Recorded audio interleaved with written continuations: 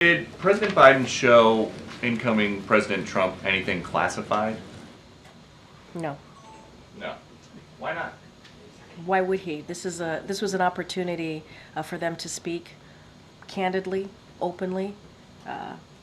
I've said to you that it was gracious, it was incredibly substantive, and I'll just leave it there.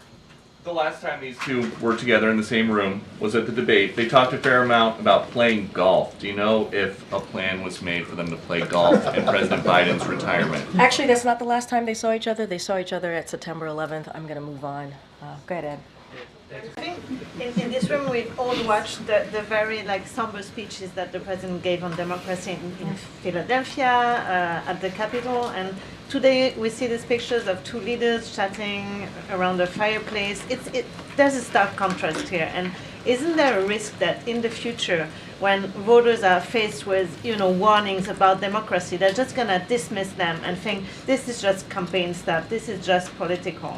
I think there are two different things here.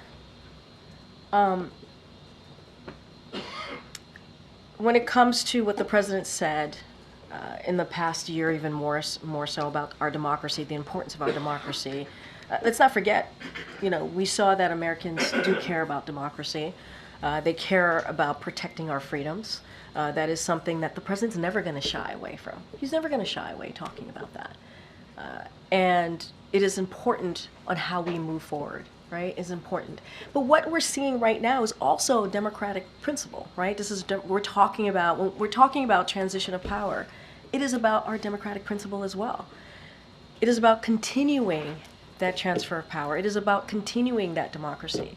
I know I said these are two different things, but are also connected as well. And so for him to do that, for him to invite the president-elect and to have important conversations on issues that matter to the American people is actually part of what democracy looks like. And the president is never going to shy away from that. And again, were the elections what we had hoped? Absolutely not. We're not hiding that. We've been very clear about that. But we have to move forward. We have to move forward on behalf of the American people. And what you saw and what you're going to see when we talk about transition is about our democratic principles. Okay. Thank you, Karine. Presidents discuss transatlantic security or climate change efforts and the U.S. role in that.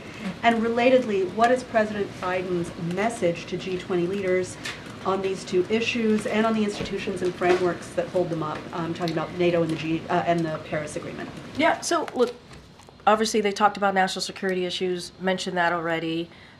There was a substantive, pretty detailed set of questions that the president-elect presented the President Biden with. They went back and forth on that. I don't have anything. I'm not going to get into the nitty-gritty, into the specifics of what those topics were. Not something that I'm going to do from here. And look, the president is looking forward to going to the G20. You heard Jake do a pretty good laydown of the importance of the president going. It will be his last G20. Obviously, he's also going to go to APEC. APEC will be first. And the importance of meeting with these world leaders on issues and matters that are important to the American people. That's what you're going to see. This is going to be a continuation of the progress that we have made in almost 4 years on the world stage, whether it's talking about Ukraine and continue to support Ukraine, talking about Indo-Pacific, talking about the Middle East and how to move forward here. And so all of those issues and topics are certainly going to come up. And the president looks forward to having those conversations. That we know that President-elect Trump does not look favorably upon NATO or upon the Paris climate change agreement. That's something for the president-elect to speak to. I mean, he has. What we have done here in the past 4 years is strengthen NATO. What we have done here is making sure that we strengthen our relationship with allies and partners. What we have done here is put the American people first, put our national security first, and really have conversation with world leaders on shared priorities. And so that's going to continue in the next 68 days. And that's the progress that the president wants to continue to have conversations about, and that's what you're going to see on this next Acona trip. Swing counties Okay, in the back good. of the room. Thank you. Yeah, thanks, Karine. I'm just trying to understand. I mean, besides demonstrating Yep. a peaceful transfer of power, what was the big message that President Biden was trying to convey to incoming President Trump? I think just that, and the American people. You know, you all those who were able to be in the room got to see the two presidents sitting side by side, shaking hands. You heard what the president-elect talked about politics being tough, and understanding what that looks like. We get that as well, you know. And I'll go back to what we said last week. Did the elections turn out the way we wanted? Absolutely not. Are we disappointed? Yes, we're disappointed. But again, there was an election, the American people decided, and what the president wants to focus on is what it looks like. What it looks like to move forward, to put the country first, to put the American people first, and move forward in a respectful way. And I think that was also the message that you saw from this president today. You said gracious, cordial, substantive. The president obviously hit on a wide range of issues, but did he get a sense that the issues that he was impressing upon, that any advice he was giving was being well received?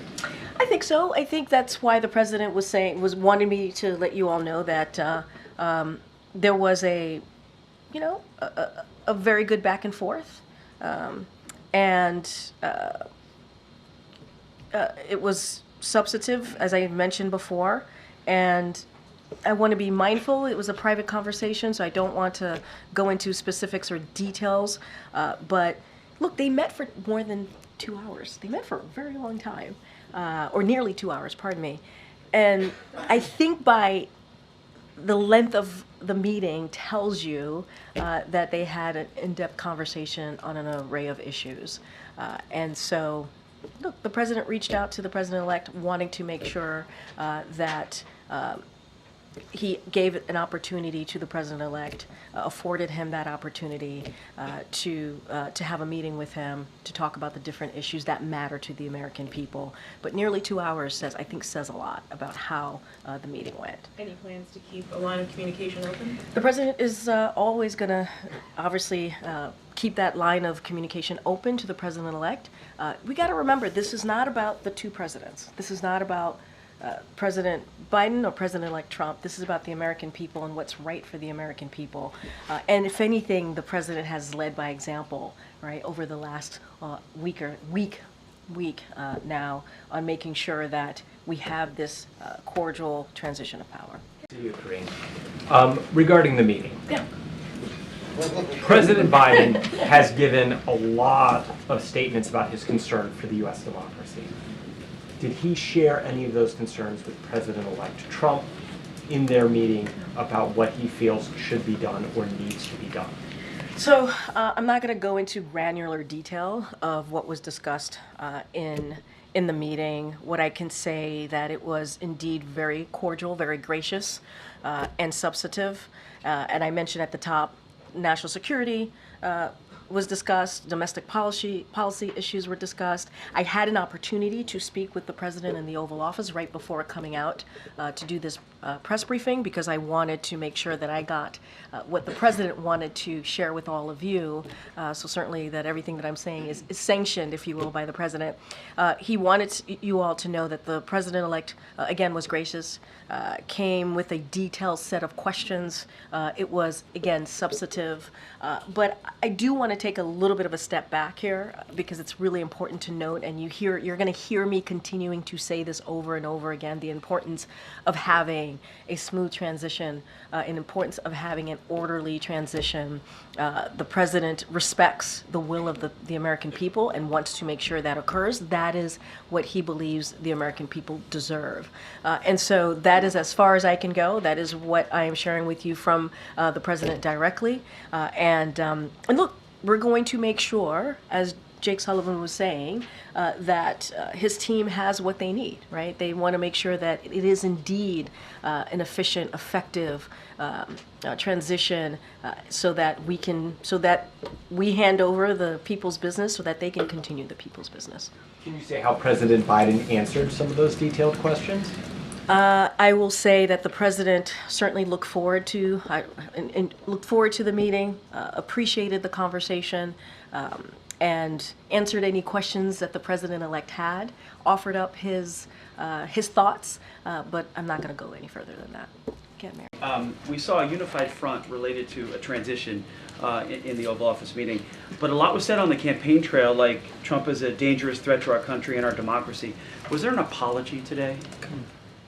I'm sorry? Was there an apology from Apology from from President whom? Biden for the words, some of the words used an apology from the President Biden. to President-elect Trump for some of the words that was used on the campaign trail? Look, and I've answered this a couple of times about a threat to democracy in the past week.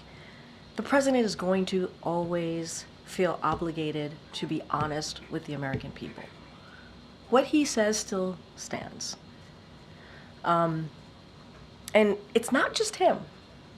You heard this from former staffers. You've heard it from the former chief of staff, John Kelly, and others. You've heard it directly from the president-elect, the former president, about enemy of the people. Very, very clear. Very clear. What we want to be also very clear about is the importance of listening to the will of the American people. There was an election. It is important to respect our institution. It is important to respect the free and fair elections. And that's what this president is doing. Leading by example and putting that aside and putting the American people first. But what he said still stands. And it's not just him. We should not just put this at the president. His own people said this. So I want to be really, really clear about that and not forget the facts. There are facts here that we should certainly also lift up as you're asking me these questions. Go ahead.